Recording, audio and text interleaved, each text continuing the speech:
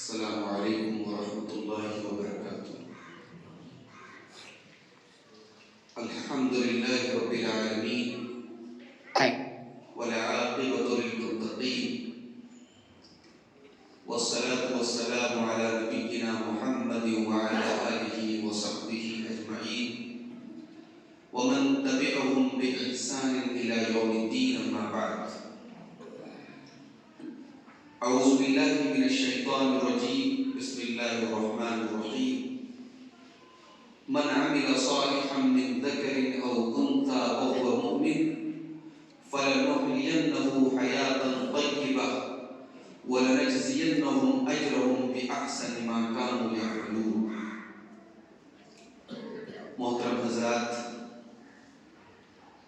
آپ کی اس مسجد میں شیخ نیاز احسن تیمی صاحب حفظہ اللہ کی دعوت پر یہ دوسری مرتبہ حاضر ہونے کا موقع مل رہا ہے۔ آپ حضرات جمعہ کا خطبہ سنے ہوں گے، جمعہ کی نماز پڑھ کر کے آپ لوگ فارغ ہوئے ہیں۔ بہت لمبی گفتگو کرنا، لمبی تقریر کرنا اب مناسب نہیں ہے، آپ کے حالات کو دیکھ کر کے بھی اور میرے بھی حالات کو دیکھ کر، چونکہ شیخ کا حکم ہے اور آپ حضرات سے اکٹھا ہوئے ہیں تو کچھ باتیں آپ کے سامنے رکھنا چاہوں گا۔ اس وقت ملک کے جو حالات ہیں ہم اور آپ بہت اچھی طریقے سے محسوس کر رہے ہیں۔ ہماری مساجد، ہمارے دینی ادارے، ہمارا وجود، ہمارے علماء، سب پر آج سوالیہ نشان کھڑے کیے جا رہے ہیں۔ ایسے حالات میں ہماری ذمہ داری کیا ہے؟ ہم کیا کریں؟ میں آپ کو کوئی ایسا قدم اٹھانے کی ترغیب نہیں دوں گا جس سے آپ اور آپ کی قوم کسی قسم کے فساد اور خطرے میں پڑ جائے۔ میں صرف قرآن و سنت کی روشنی میں کچھ باتیں آپ کے سامنے رکھنا چاہتا ہوں کہ جب ایسے مشکل حالات آ جائیں، ذلت اور رسوائی ہر طرف نظر آ رہی ہو، ایسے دور میں ہمیں کیا کرنا چاہیے؟ قرآن کریم کی ایک آیت میں نے آپ کے سامنے پڑھی ہے، یہ سورۃ النحل کی آیت ہے، قرآن کی 14ویں پارے کی آیت ہے۔ اس آیت میں اللہ تعالیٰ نے دو باتیں بیان کی۔ آئیے پہلے آیت کا ترجمہ کر لیتے ہیں، پھر بات کو آگے بڑھاتے ہیں۔ من عمل صالحا من ذکر او انثى، جو بھی مرد یا عورت نیک عمل کرے اور وہ ایمان والا ہو، اس لیے کہ اللہ تعالیٰ کے یہاں نیک عمل بغیر ایمان کے اللہ تعالیٰ کے اس کی کوئی ویلیو نہیں، اس کی کوئی قیمت نہیں۔ اگر کوئی انسان نیکیوں کا پہاڑ بھی لے کے چلا آئے، اس کے پاس ایمان نہیں ہے، توحید نہیں ہے، اللہ تعالیٰ کے اس کی ساری نیکیاں بیکار ہیں۔ من عمل صالحا من ذکر او انثى وهو مؤمن، جو بھی مرد یا عورت نیک عمل کرے اس حال میں کہ وہ ایمان والا ہو، فَلَنُحْيِيَنَّهُ حَيَاةً طَيِّبَةً، اللہ کا وعدہ ہے کہ اللہ تعالیٰ اسے ایک پاکیزہ زندگی عطا فرمائیں گے، اللہ تعالیٰ اسے ایک سکون کی زندگی، ایک چین کی زندگی، ایک بہترین زندگی عطا فرمائے گا۔ وَلَنَجْزِيَنَّهُمْ أَجْرَهُمْ بِأَحْسَنِ مَا كَانُوا يَعْمَلُونَ، اور آخرت میں اس کی نیکیوں کا بہترین بدلہ دیں گے۔ اس کا مطلب یہ ہوا کہ انسان اگر ان دو چیزوں کو گانٹھ باندھ لے، ایک ایمان پر ثابت قدم رہے، ایمان پر جمع رہے، ایمان سے کبھی سمجھوتا نہ کرے اور نیک عمل کرتا رہے، تو اس کی زندگی میں کبھی بے چینی نہیں رہے گی، کبھی پریشان نہیں رہے گا، کبھی ٹینشن میں نہیں رہے گا۔ اللہ اس کی زندگی کو پاکیزہ بنا دے گا، سکون والے بنا دے گا۔ میرے بھائیو، آج ہماری زندگی میں سکون نہیں ہے، ہر پل ایک نیا ڈر، ایک نیا خوف، ایک نیا معاملہ آج ہمارے سامنے ہے۔ اس کا مطلب کہ ہم نے قرآن کی کہ اس وعدے کو ہم نے بھلا دیا ہے، قرآن کی کہ اس حکم کو ہم نے بھلا دیا ہے۔ نہ آج ہمارا ایمان صحیح ہے، نہ ہمارا عمل صحیح ہے۔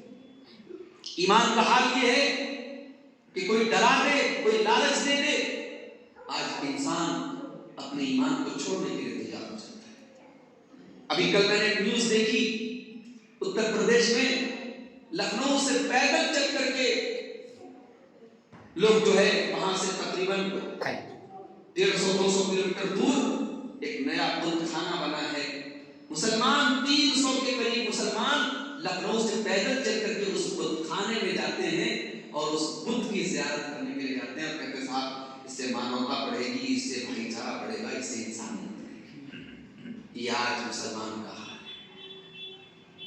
ہم کسی نفرت کی بات نہیں کرتے میرے بھائی، لیکن یاد رکھو اسلام توحید کا مذہب ہے اور توحید اور شرک ایک جگہ اکٹھا نہیں ہو سکتے. اگر آپ یہ سوچتے ہیں کہ آپ لا الہ الا اللہ بھی کہیں اور غیر اللہ کی طرف بھی آپ سر جا کے جھکا دیں اور غیر اللہ کی تعظیم بھی کریں، اس کا سمان بھی کریں، اس کا احترام بھی کریں، یہ نہیں ہو سکتا ہے. میرے نبی کے سامنے بھی آفر آیا تھا، مکہ کے کافروں نے آفر دیا تھا، اے محمد صلی اللہ علیہ وسلم ہم آپ سے دشمنی ختم کر دیں گے، آئیے آفر ہے آپ کے لیے، ایک دن ہم آپ کے اللہ کی عبادت کرنے کے لیے تیار ہیں اور ایک دن آپ ہمارے 360 معبودوں کی عبادت کریں گے. کیا جواب دیا تھا اللہ نے؟ قل یا ایھا الکافرون لا اعبد ما تعبدون ولا انتم عابدون ما اعبد ولا انا عابد ما عبدتم ولا انتم عابدون ما اعبد لکم دینکم ولی دین. اے نبی آپ ان کو جواب دے دیجئے کہ اے کافروں جس اللہ کی میں عبادت کرتا ہوں اس کی تم عبادت کر ہی نہیں سکتے. جب تک تم شرک کے اندر لگ پٹ ہو تم ایک اللہ کی عبادت کر ہی نہیں سکتے، اور جب تک میں توحید کروں میں تمہارے ان جھوٹے معبودوں کی عبادت کر ہی نہیں سکتا ہوں. لکم دینکم ولی دین. ٹھیک ہے تم اپنے دین پر چلتے رہو، اپنے دین پر چلتے رہے. توحید کو لے کر کے کوئی کمپرومائز نہیں ہونا چاہیے، اس کے بغیر آپ کو جنت نہیں ملے گی.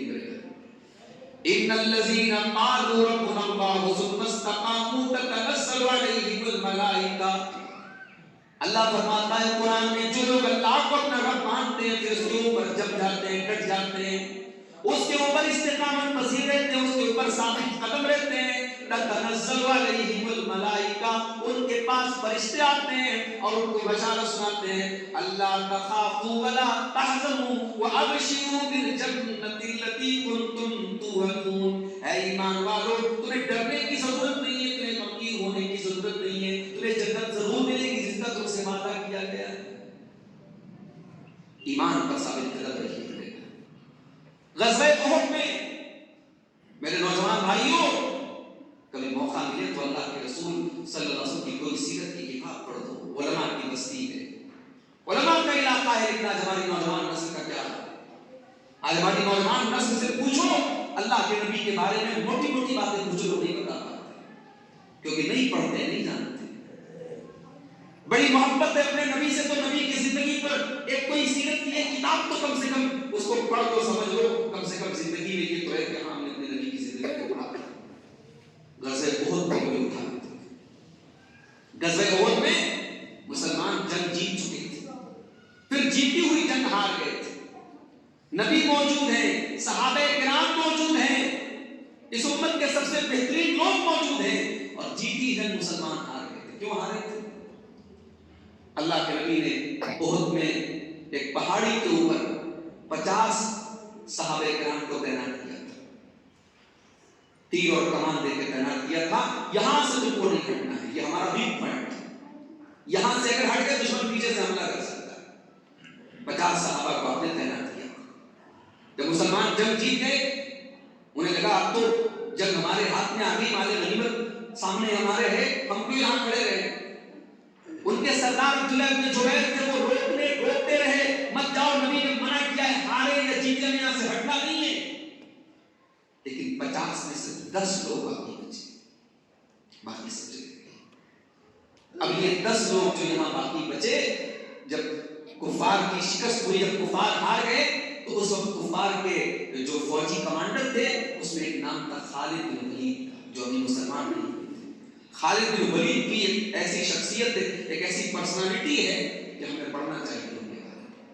خالد بن ولید جس جنگ میں شامل ہوئے ہیں وہ جنگ کبھی ہارے نہیں. اسلام کے پہلے بھی جس جنگ میں شامل ہوئے اور اسلام کے بعد. غزوہ احد میں ہار چکے ہیں کفار، واپس جا رہے ہیں. خالد بن ولید کی نظر اس پہاڑی کے اوپر، کہا کہ یہاں سے تو ہمارا کام بن سکتا ہے، اور اپنے ساتھیوں کو اکٹھا کیا اور پیچھے سے مسلمانوں پر حملہ کیا۔ مسلمان اس حملے کے لیے تیار نہیں تھے۔ وہ جو 10 صحابہ کرام وہاں موجود تھے وہ کتنی دیر تک مقابلہ کرتے؟ 10 کے 10 شہید ہو گئے، اور مسلمانوں پر پیچھے سے جب حملہ ہوا مسلمان جیتی ہوئی جنگ ہار گئے۔ اللہ کے نبی زخمی ہوئے، آپ کا چہرہ لہولہان ہوا، 70 صحابہ شہید ہوئے، یہ سارا کچھ ہوا۔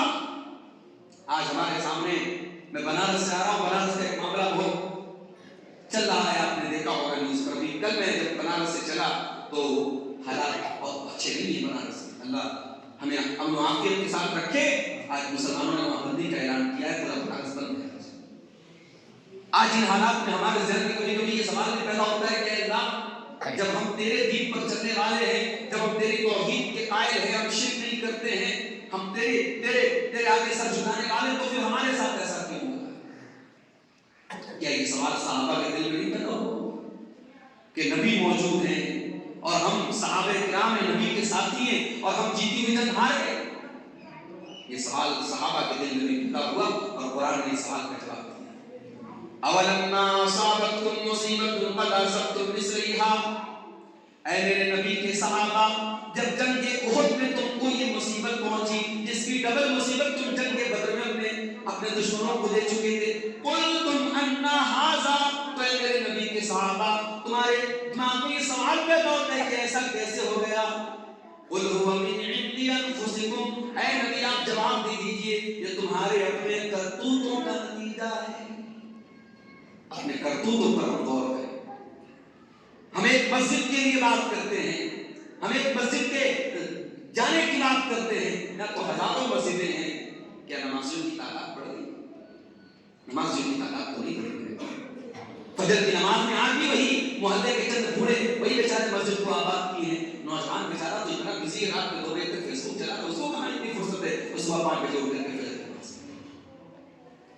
مسجدیں موجود ہیں ہمارے پاس ہزاروں کی تعداد، اس میں نماز ہی نہیں ہے۔ حرام کاروبار میں ہم سب سے آگے ہیں، ہمارے بچے تعلیم میں پیچھے ہیں، ہماری بچیاں پردے کے معاملے میں اور شرم و حیا کے معاملے میں آج پیچھے ہو رہی ہیں، اور اس کے بعد ان کے ساتھ اللہ کی مدد نہیں آ رہی۔ وَكَانَ حَقًّا عَلَيْنَا نَصْرُ الْمُؤْمِنِينَ، اللہ نے کہا ایمان والوں کی مدد کرتے ہیں، ہم مومنوں کی مدد کرتے ہیں۔ اگر آج بھی ابراہیم علیہ السلام جیسا عقیدہ اور ایمان ہو جائے، جب ان کو آگ میں ڈالا جا رہا تھا ابراہیم علیہ السلام کی پیشانی پر کوئی بل نہیں تھا، ان کے چہرے پر کوئی ٹینشن نہیں تھی، سکون تھا، اور ایک ہی لفظ تھا ان کی زبان پر، ایک ہی جملہ تھا، حسبی اللہ و نعم الوکیل، میرا اللہ میرے لیے کافی ہے۔ یہ ایمان پیدا کرو۔ آج بھی ہو جو براہیم سے ایمان پیدا، آگ کر سکتی ہے انداز گلستان پیدا۔ ابراہیم نے اللہ کی ذات پر بھروسہ کیا، اللہ نے ہوا کو نہیں بھیجا، اللہ نے پانی نہیں برسایا، اللہ نے آگ سے کہا یا نار کونی بردا و سلاما علی ابراہیم، اے آگ تو میرے ابراہیم کے لیے ٹھنڈی ہو جائے، سلام سے۔ تو ہمیں مایوس نہیں ہونا ہے، ہمیں ایمان اور نیک عمل کے راستے پر چلنا ہے۔ اگر ہمیں اپنی قوم کی فکر ہے، اگر اپنی ملت کی ہمیں فکر ہے، ہمیں زیرو سے شروعات کرنی ہے۔ صحابہ کرام جب مدینے میں پہنچے زیرو سے انہوں نے شروعات کی، کچھ نہیں تھا ان کے پاس، اور مدینہ کی بہترین انہوں نے سلطنت کھڑی کر دی، ریاست کھڑی کر دی۔ تو ہمیں اور آپ کو موقع ملا ہے اللہ کی طرف سے کہ اپنی کمزوریوں کو تلاشو، کہاں پانی مرا ہے، کہاں ہم سے بھول ہوئی ہے، کہاں ہم سے چوک ہوئی ہے، کس پر ہم نے بھروسہ کر کے غلطی کی ہے، اور ان بھول کو سدھارو، ان کمیوں کو سدھارو، اور زیرو سے شروع کرو۔ اور جہاں تک اس ملک کی بات ہے، یہ ملک ہمارا ہے، اس ملک کو ہمارے آباء و اجداد نے، ہمارے باپ دادا نے بڑے خون پسینے سینچ کر اس ملک کو آزاد کرایا ہے۔ اگر آپ نے اتہاس نہیں پڑھا ہے، تاریخ نہیں پڑھی ہے، پڑھیے آپ۔ بہار کا تو بہت بڑا رول رہا ہے بھارت کی آزادی میں۔ اسی بہار کی سرزمین پر سادی پور نام کا پٹنہ میں ایک محلہ تھا، پورے گاؤں پر انگریزوں نے بلڈوزر سے مار دیا تھا، پورے محلے پر بلڈوزر چلا دیا تھا، بچے یتیم ہو گئے، عورتیں بیوہ ہو گئی، پورا خاندان اجاڑ دیا گیا۔ وہ ہماری جماعت کے سپوت تھے، وہ ہمارے قرآن و حدیث پر چلنے والے لوگ تھے، ان علماء کا گھرانہ تھا، सादी पुर का घराना था। और जवाहरलाल नेहरू हिंदुस्तान के पहले प्राइम मिनिस्टर कहा करते थे कि आजादी के लिए जितने लोगों ने कुर्बानी दी है सबकी कुर्बानी को तराजू की एक पल्ले पर रखा जाए और उलमाए सादिकपुर की कुर्बानी को दूसरे पल्ले पर रखा जाए तो उलमाए सादिकपुर की कुर्बानी भारी पड़ जाए। आप तो उनके वारिस हैं, अपने आबा व अजदाद की तारीफ को पढ़ो। हमें मायूस नहीं होना है, हमें मौलाना अबुल कलाम आजाद को झूला याद करना चाहिए। जो भारत की आजादी मजदूरों ने खा, ये मुल्क हमारा है और इस मुल्क के मुस्तकबिल का और इसकी तकदीर का कोई फैसला हमारी आवाज के बगैर अधूरा है और अधूरा है। हम इस मुल्क से कहीं जाने वाले हैं इंशाअल्लाह, और न इस मुल्क के आईन और इस मुल्क के कानून से हमारा विश्वास बिल्कुल खत्म हो रहा है, ऐसा नहीं है। मुल्क का आईन भी बड़ी मेहनत से बना था। हम जब तक जिंदा रहेंगे मुल्क की सालमियत और मुल्क के अमन और मुल्क के चैन और मुल्क की बका के लिए हम इंशाअल्लाह कोशिश करते हैं। तो मेरे भाइयों, ईमान और अमल सालेह के रास्ते पर चलो। और दूसरी चीज, रसूल की इताअत। एक हुक्म टूटा था रसूल को में तो मुसलमान जीती जंग हार गए। नबी का हुक्म टूटा है तो जीती जंग हारी है। नबी का हुक्म टूटा है तो जीती जंग हारी है। नबी की फौज में मौजूदगी से कुछ नहीं होता। नबी अकरम सल्लल्लाहु अलैहि वसल्लम उस फौज में मौजूद हैं, लेकिन एक हुक्म टूटा है तो जंग हार गए।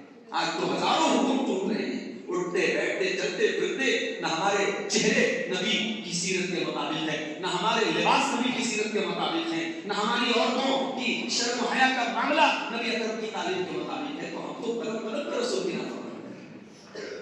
और तीसरी चीज, तालीम पर तवज्जो दें, तालीम पर तवज्जो दें। मगर ये बात याद रखो, जब हम तालीम की बात करते हैं तो कोई ये ना समझे कि हम दुनियावी तालीम के खिलाफ हैं, हम इंजीनियरिंग के खिलाफ हैं, हम मेडिकल के खिलाफ हैं, हम साइंस के खिलाफ हैं। नहीं, हमारा सीधा सा फॉर्मूला है।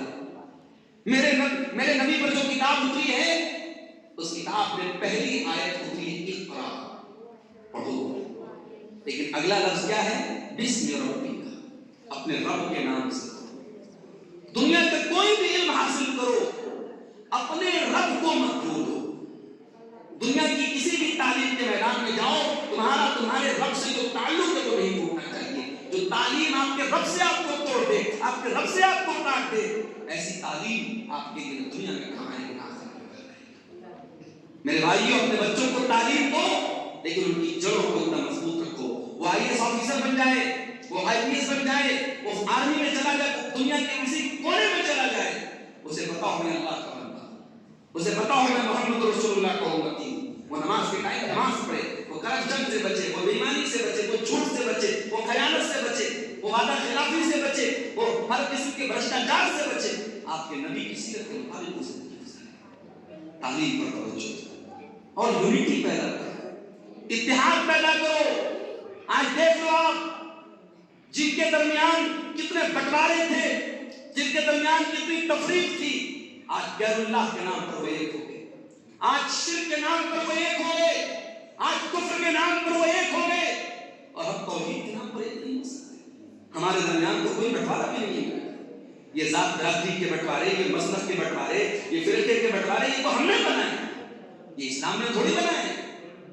भाई ठीक है, कोई सैयद है, कोई शैख है, कोई अंसारी है, कोई फला है, कोई फला है, इस बुनियाद पर कोई ऊंचा तो नहीं, कोई नीचा तो नहीं। या अय्युहन नास इन्ना जअलनाकुम शुऊबन व क़बाइल लिताअरफू, ऐ लोगों, तुम एक माता पिता की संतान हो, एक माँ बाप की औलाद हो, तुम्हारी बिरादरियां अलग है, तुम्हारे खानदान अलग है, तुम्हारे कबीले अलग है, मगर ये कबीले तुमको ऊंचा नहीं करते, तुम्हें नीचा नहीं करते। लिताअरफू, ये तो बस तुम्हारी पहचान के लिए है। नबी ने हमें मिलाया था, और इतना मिलाया था कि अल्लाह के नबी सल्लल्लाहु अलैहि वसल्लम फरमाते हैं, मसलुल मुमिनीन फी तवाद्दिहिम व तआतुफिहिम व तराहुमिहिम कमसलिल जसदिल वाहिद। मुसलमानों, आपस में इतने घुल मिल जाओ जैसे इंसान का शरीर होता है। इंसान की बॉडी होती है, बदन का हर हिस्सा दूसरे हिस्से से अटैच होता है, जुड़ा होता है। मुसलमान पूरी उम्मत की हैसियत से एक दूसरे से कनेक्टेड हो। अगर बिहार का कोई मुसलमान तकलीफ में है तो उत्तर प्रदेश के मुसलमान को भी उतनी ही तकलीफ महसूस होनी चाहिए, और अगर भारत का कोई मुसलमान तकलीफ में है तो अरब के मुसलमान को भी उतनी तकलीफ महसूस होनी चाहिए। और फलस्तीन में अगर बच्चे मर रहे हैं तो भारत में रहने वाले मुसलमान को उसका दर्द होना चाहिए। یہ محبت اور یہ ہمدردی مسلمانوں تمہارے درمیان میں رکھ جائے. اتحاد پیدا کرو، امت کے اتحاد پر دھیان دو، بدعقیدگی سے باہر نکلو. بہت ساری چیزیں سماج میں عقیدہ توحید کے خلاف پھیلی ہوئی ہیں، ان سے اپنے سماج کو پاک کرو. اپنی عورتوں کو سمجھاؤ جو چیزیں شریعت کے خلاف ہیں گھر سے ان کو نکال کے باہر کرو، اپنے گھر کو توحید سے آباد کرو. اور آخری چیز یہ ہے کہ قرآن کریم سے اپنا تعلق مضبوط کرو. یہی قرآن ہے جس کے بارے میں اللہ کے نبی نے فرمایا تھا صلی اللہ علیہ وسلم ان اللہ یرفع بهذا الکتاب اقواما ویضع به آخرین. اس قرآن کے ذریعے اللہ بہت ساری قوموں کو عزت دے گا اور اس قرآن کو چھوڑنے کے نتیجے میں بہت ساری قوموں کو ذلیل کرے گا. آج ہم ذلیل ہیں کیونکہ ہم قرآن سے دور رہنے لگے. کتنے نوجوان ہیں، اگر پوچھ لوں، میں پوچھوں گا نہیں شرمندگی ہو جائے گی. اللہ کا گھر مسجد ہے، پوچھ لوں آخری بار آپ نے قرآن کو کب ٹچ کیا؟ دل پہ ہاتھ رکھ کے بتاؤ آخری بار آپ نے قرآن کو کب پڑھا تھا؟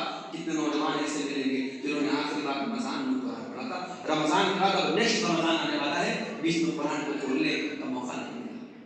موبائل کے بغیر ایک گھنٹہ نہیں رہ سکتے. قرآن بھی تو اللہ کا میسج ہے، قرآن بھی تو اللہ کا پیغام ہے اور آخری پیغام ہے. اور اس پیغام کو ویسے بھول کے بیٹھے قیامت کے دن اللہ کے رسول اللہ کی عدالت میں ہمارے خلاف کیس دائر کریں گے اور رسول کہیں گے وقال الرسول الى ربهم قوم اتخذوا هذا القرآن مهجورا. رسول کہیں گے اللہ میری اس قوم نے قرآن کو چھوڑ دیا، قرآن کی طرف آؤ. بوڑھے ہو گئے، قرآن نہیں پڑھا تو بچے بن جاؤ. جوان ہو، شادی ہو گئی، قرآن نہیں پڑھا تو قرآن سیکھنے کے لیے بچے ہو جاؤ. بھائی انسان کسی کام کو سیکھنے کے لیے وہ اسٹوڈنٹ بنتا ہے. جس کو کوئی کام سیکھنا ہوتا ہے نا وہ اپنے ٹیچر کے سامنے جا کر کے اسٹوڈنٹ بن جاتا ہے. اگر آپ نے قرآن نہیں پڑھا ہے اور آپ کی عمر 60 سال ہو گئی، 50 سال، تو کوئی شرم کی بات نہیں ہے. اپنے علاقے کے کسی حافظ سے، کسی عالم سے سیکھ لو. میرے کم سے کم قبر میں جاؤ، اللہ کے جاؤ تو یہ ہو کہ ہاں میں نے قرآن کو پڑھا. اور صرف قرآن کو ایز اے ٹیکسٹ نہ پڑھو، صرف قرآن کو ایک رٹو طوطے کی طرح نہ پڑھو، قرآن کو سمجھنے کی بھی کوشش کرو. آج الحمدللہ قرآن کا ہر زبان میں ٹرانسلیشن موجود ہے، ترجمہ موجود ہے. آپ قرآن کو پڑھیے. جب آپ قرآن کو نہیں پڑھیں گے، نہیں سمجھیں گے، دوسروں کو کیا سمجھائیں گے؟ آج ہمارے غیر مسلم بھائی ہیں، ٹھیک ہے، ان کے دماغ میں نفرت بھری گئی ہے، لیکن نفرت بہت زیادہ دن تک نہیں چل سکتی. نفرت کی کھیتی بہت زیادہ دن تک پروان نہیں چڑھ سکتی. ہمیں قرآن کے ذریعے تبلیغ بھی کرنا ہے، ہمیں اپنے غیر مسلم بھائیوں تک قرآن کو پہنچانا ہے. جو کام تحریک شہیدین کے دور میں ہوا تھا، اور ابھی ہمیں مولانا نیاز صاحب نے بتایا کہ یہاں کا جو مدرسہ ہے یہ بڑا پرانا مدرسہ ہے اور تحریک شہیدین سے اس کا بڑا تعلق ہے. شاہ اسماعیل شہید اور سید احمد شہید یہ بڑے دو عالم تھے.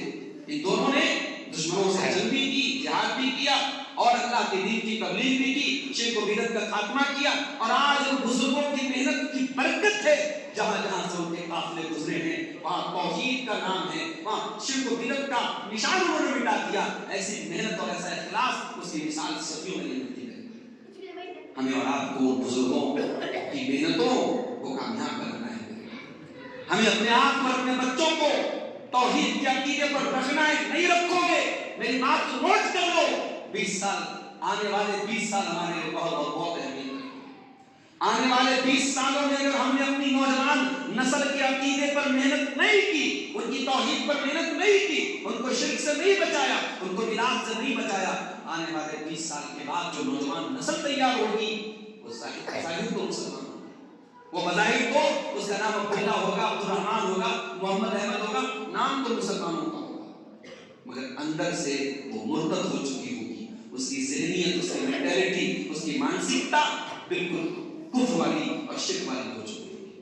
تو بچاؤ میرے بھائی اپنے بچوں کو، اپنے پریوار کو شرک اور بت پرستی سے اور کفر سے اپنے بچوں کو بچاؤ. دعا ہے اللہ رب العالمین سے، رب العالمین ہم سب کو توحید کے ساتھ اور استقامت کے ساتھ ہمیں زندگی گزارنے کی توفیق عطا فرمائے.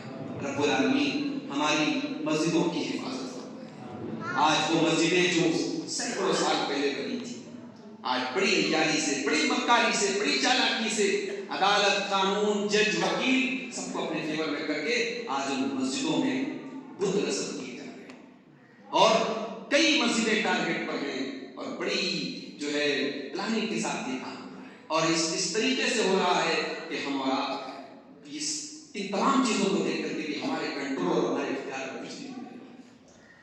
ہم تو آج اس لیول پر پہنچ گئے جو عبد المطلب نے کہا تھا ابرہا سے کہ ابرہا ہم تو اپنے اونٹ لینے آئے ہیں اور خانہ کعبہ کا مالک تو اللہ ہے، ہم خانہ کعبہ کی حفاظت ہم نہیں کر سکتے، وہ اللہ کر لیں گے۔ مگر آج کوئی ابابیل نہیں آ رہا ہے، آج کوئی کنکر نہیں آ رہا ہے، آج ہاتھیوں کا لشکر بڑھتا چلا جا رہا ہے، مگر آج اللہ کی مدد نہیں آ رہی ہے۔ میرے بھائی دعا کرو اللہ ہم کمزور ایمان والوں کی بھی مدد فرما دے۔ یہ مسجدیں ہماری عظمت کا تاج ہے، ہمارے دین کا شعار ہے۔ جس سرزمین پر ایک مرتبہ مسجد بن جائے وہ قیامت تک وہ جگہ مسجد ہی رہتی ہے، اور اس جگہ شرک ہو، اس جگہ بت پرستی ہو، اس سے بڑھ کے افسوس اور تکلیف کی بات کوئی نہیں ہے۔ دعا کرو اللہ تعالیٰ ہماری مسجدوں کی حفاظت فرمائے، اللہ ہمیں عقیدہ توحید پر زندہ رکھے اور عقیدہ توحید پر ہی ہم سب کو موت نصیب فرمائے۔ رب العالمین ہماری صفوں میں اتحاد پیدا فرمائے، رب العالمین ہمیں رزق حلال عطا فرمائے، ہمارے روزی روٹی کے مسائل کو حل فرما دے، اللہ ظالموں کے ظلم سے، شروروں کے شر سے ہم سب کی حفاظت فرمائے، آمین۔ ربنا تقبل منا انك انت السميع العليم وتب علينا انك انت التواب الرحيم، وصلى الله تعالى على نبينا محمد وعلى اله وصحبه اجمعين۔